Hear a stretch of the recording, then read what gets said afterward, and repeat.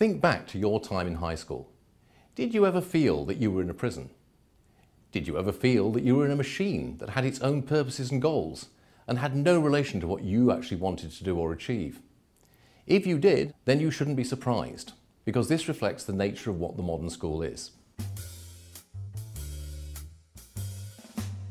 The modern school was invented by the Prussians after 1806. Before then, education was delivered in many different ways. What we think of as the school was invented in that particular time and place. And it was invented for a very particular purpose, which was to produce loyal, obedient subjects and soldiers, and people who would also be productive and obedient workers. It's this that explains why school is the way it is and has the features that it has. It explains why it is that the school day is divided up into rigid, time-structured blocks. It explains why it is that the organisation of the school is hierarchical and highly structured. It explains why it is that people are taught with people of their own age instead of people who are at the same stage of interest or ability as themselves.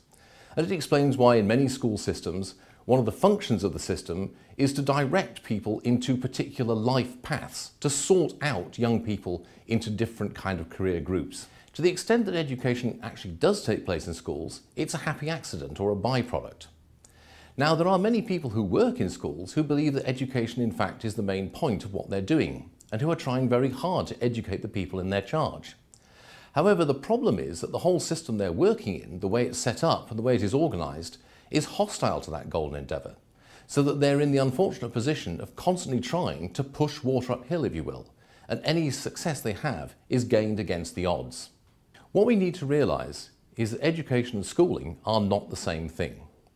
In fact, because we think that schooling is the same thing as education, we have a radically impoverished idea of what education is and could be. Why, for example, do we assume that education should only take place at one stage of a person's life? Education is something that can take place at any stage in someone's life, and indeed should do. Why assume that we have to educate people of the same age altogether? Surely this is a crazy way of doing it. Why do we have to deliver education in the highly structured and formalised way that schools require us to do it in? Education is something which will be central to most people's lives. What we need to do is to get away from the idea that schools are the only way in which we can deliver education. I hope you really enjoyed this. Click on one of these links here to watch more and learn more. If you want to do more and more than watch videos, then click on these links here to find out about more student opportunities.